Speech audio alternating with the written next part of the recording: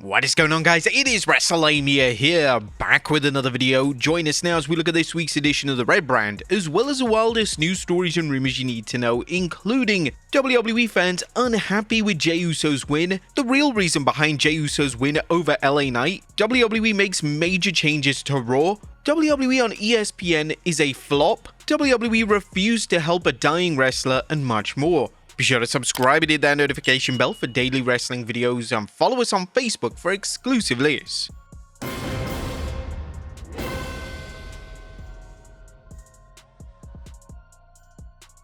As always, we won't recap the show, but we will provide you with the good, the bad, and the downright ugly. And yes, there is a downright ugly. As always, we start off with the good as number 1, Seth surrenders the title. Now it is official, Seth Rollins is no longer World Heavyweight Champion. WWE would explain on Raw that the Vision aggravated Rollins' shoulder injury from Crown Jewel, and he's now on the shelf indefinitely.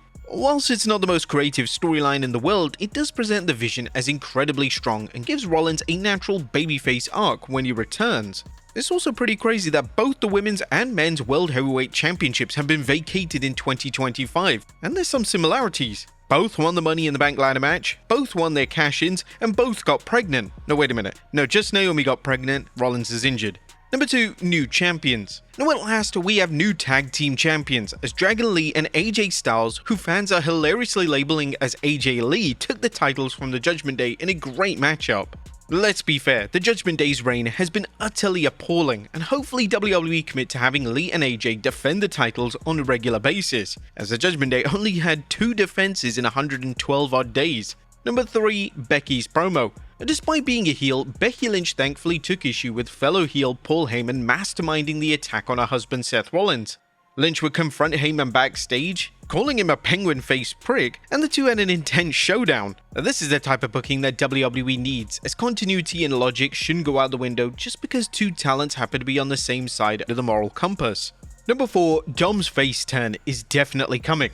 Dominic Mysterio is slowly but surely turning into one of the most popular acts in the company. The Eddie Guerrero-esque gimmick is getting insanely over with the audience, and his Intercontinental title reign is truly starting to cook, and is Nikki turning heel. And Nikki Bella made a return to WWE programming last night, making the save for world champion Stephanie Vaquer as she was being attacked by the Judgment Day. Nikki received a thunderous pop from the live crowd, and fans are theorizing that Nikki is going to turn heel and set her sights on the women's world title. But that was the good. What about the bad? Is number 1, where is AJ Lee? There's another week with that AJ Lee. Well, we mean the women's wrestler. AJ reportedly signed a full-time WWE deal, but she's been completely absent from WWE programming since Wrestlepalooza. No explanation has been offered to where AJ is, which is incredibly frustrating as a viewer. Well, that was the good. The bad. What about the downright ugly? As Jey again? As CM Punk's opponent for Saturday night's main event would be decided in a battle royal, and in typical WWE fashion, they decided to go with main event Jey Uso as the winner. This has caused significant backlash online, as fans are questioning why WWE have yet again gone with Jey in the world title scene, as it feels rather stale at this point in time. WWE would have Jey eliminate both LA Knight and Jimmy Uso simultaneously, which naturally furthered the established issues between the two brothers. A lot of fans were pushing for LA to get his moment, and Punk vs LA would have been a huge match to headline Saturday night's main event next month. Unfortunately, WWE are still obsessed with the Jey Uso Inner Turmoil storyline. While it's virtually guaranteed that Punk wins the world title next month, it wouldn't come as too much of a surprise to see WWE go all the way with Jey's heel tendencies and have him cheat to win. What do you guys think of Jey's win? Let us know in the comments down below. Now, let's move on to the news. Now, first story today looks at WWE fans unhappy with Jey Uso's win. Now, our top story today takes a look at the fallout from Raw as WWE officially stripped Seth Rollins of the world title. As expected, Rollins was stripped of the world title on Raw, and a new champion will be crowned next month at Saturday night's main event. The world title will be decided between CM Punk and Jey Uso, and to say that the reaction to Jey becoming number 1 contender is negative is an understatement. On WWE's YouTube upload of the match, it's obtained over 27,000 dislikes and counting. It's probably going to be more when this video is edited, which is a sign that fans are furious with WWE's call to have Jey Uso win and become number 1 contender. What was wrong with LA Knight winning? Well, as you imagine, there's actually a reason behind Jey Uso's win. Now, all signs pointed at WWE having Bron Breakker versus CM Punk for the world title at Saturday night's main event. Due to Breakker walking off with the world title last week and him parading the title on social media, it was an easy setup, but at the start of Raw, Breakker was forced to give the title back to Raw GM Adam Pearce. It was then more obvious at that point that WWE would go with LA Knight, but they decided to go with JEY USO. But why exactly is this? Well, firstly, Jay is still insanely over with the audience, so it is a safe bet from Triple H to give him the nod. Jay has become one of Triple H's most reliable talents, and the chances of him ever being moved out of the main event picture are extremely thin. Additionally, assuming that Punk is winning the world title next month, Jay is definitely a name that can afford a clean pinfall loss. Jay is a name that consistently remains over despite losing on TV, so if Jay takes a loss at the show next month, it won't exactly hinder his popularity or his connection with the audience. Whilst there was a vocal push from fans to see LA Knight get his moment, LA Knight has been incredibly protected on TV over the past 6 weeks or so WWE may wish to avoid him being pinned. It has been rumored that LA Knight is eventually going to get his world title win, but unfortunately it doesn't look like it's going to happen in 2025. Naturally, this can be frustrating for fans, as we've seen time and time again over the years, insanely popular wrestlers just never receive their special moment. Hopefully, Triple H realizes just how special of a talent Knight is, and he does indeed have major plans for the popular star. Jay being in the world title match also furthers his inner turmoil storyline. Jay would even throw out Jimmy Uso in the Battle Royal, so Jay is doing whatever it takes once again to reach the top of WWE. In fact, Naomi had some pretty sus advice for Big Jim, telling him all it takes is one car, one push. Now still, Jay could even attempt to cheat in that match with Punk, and if he loses the match, which does seem likely, it'll create further tension with Roman Reigns. Reigns is set to return next month on the road to Survivor Series, and Reigns, seeing that Jay failed to get the job done against one of his arch rivals, could create a tense yet compelling dynamic. It's still unclear what exactly WWE has planned for War Games next month. Due to Rollins being injured, the planned Vision vs Team Punk storyline has likely been dropped. Where does this leave big names such as Reigns? Well, time will only tell. Another factor is that the match has emerged just out of nowhere. Seth Rollins' injury only surfaced last weekend, so WWE had little time to build a new feud or a matchup. Jay and Punk have established issues on TV, so from Triple H's perspective, this match probably made the most sense, even if it did get fans angry about the situation. Next up, WWE makes major changes to Raw.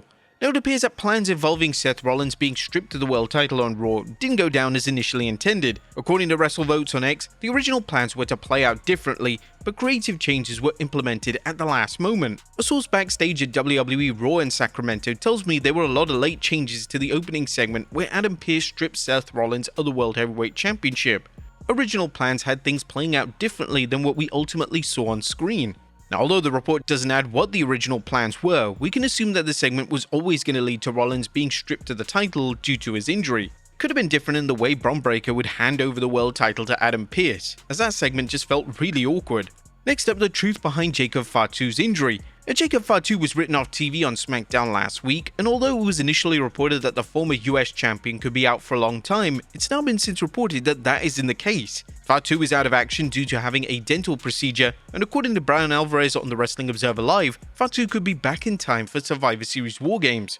They did an angle to get him out of the match. He was laying in a pool of his own blood and teeth, and there were teeth all over the place. He needs some sort of surgery, something involving his teeth. He will be back by Survivor Series weekend, so he's going to be out for a while. There is somewhat positive news as Survivor Series is next month, and Fatu could easily reignite his rivalry with Drew McIntyre on the Blue brand. Next up, WWE on ESPN is a complete flop. Last month, WWE presented their first show on ESPN, Wrestlepalooza. Despite WWE actively marketing the show as an event that was going to be on par with a Big 4 PLE, the event received negative reviews from fans overall. In fact, so far it's been the worst PLE of 2025. And now it's surfaced that the event has completely flopped, and ESPN may be regretting their deal with WWE. On the latest edition of the Wrestling Observer Radio, Dave Meltzer stated that the new ESPN platform reached 2.1 million total subscribers, and Wrestlepalooza reportedly only added around 100,000 to 125,000 subscribers. If every month ends up kinda like this one, it's worth $35 million a year. Now they're spending $325 million a year for $35 million a year of revenue coming from having these WWE events, which is a very bad number. That's why these companies are losing lots of money on this type of stuff, with the idea that down the road we will get 50 million subscribers paying $30. We'll be able to afford all of this. This should raise major alarm bells for WWE. ESPN can't be happy with these numbers, and seeing the star power that was attached to the show, this had to be considered one of WWE's biggest failures in recent memory. Next up, WWE ready to push Austin Theory. And remember those rumors of Austin Theory being involved in the War Games match? Well, they were somewhat true. As WrestleVotes recently reported, there are still voices within WWE pushing to keep Austin Theory involved in the creative plans even after the recent shuffling caused by Seth Rollins' injury. The idea of Theory joining the Vision was at least discussed, and he still has internal support moving forward to reappear on TV in a significant manner. WWE really has to do something drastic to make Austin Theory look like a believable star. His booking after defeating John Cena just went straight down the toilet. Next up, WWE refused to help a dying wrestler.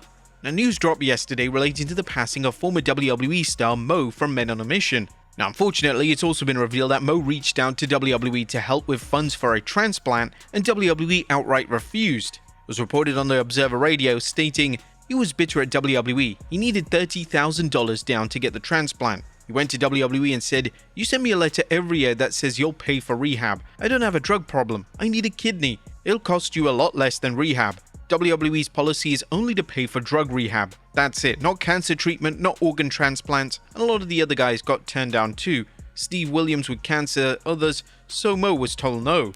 And this is definitely a policy that WWE should maybe review, as it's literally a drop in the ocean for WWE, and helping out a former star with their medical expenses isn't exactly going to put them out of business. We can understand from maybe WWE's perspective that if one wrestler reaches out to them, a number of wrestlers are going to reach out to them for maybe even minor things. WWE isn't a charity after all, but still wrestlers who did wrestle for them, putting their bodies on the line, should be taken care of. And finally, John Cena appears at the WWE PC. Now, final story today takes a look at WWE great John Cena making a surprise appearance at the WWE Performance Center. Recently, Cena stopped off at the Performance Center, and this was revealed thanks to numerous NXT talents including Blake Monroe, Izzy Dame, and Nikita Lyons all sharing photos from the visit. Cena was likely there to coach and mentor the NXT talents, and it's surprising that this didn't leak online, as Cena making an appearance of any kind is a huge deal. Cena would even take to X to state, thank you to everyone at the WWE PC for allowing me to learn from our incredibly gifted future. Staying curious and open-minded is a gateway for new knowledge and ideas. Anytime I get to spend with the president and future of the business, I love challenges the way I see it, and I'll always leave with new perspectives. I can't express how meaningful these visits are for me, truly grateful. Now, although Cena is retiring at the end of the year, he has confirmed that he will be making subsequent WWE cameos, so he could be making more appearances at the WWE PC. But there you have it, folks, our look at Raw as well as the wildest news stories and rumors you need to know. Be sure to leave your comments down below, and I'll see you next time with some more wrestling content.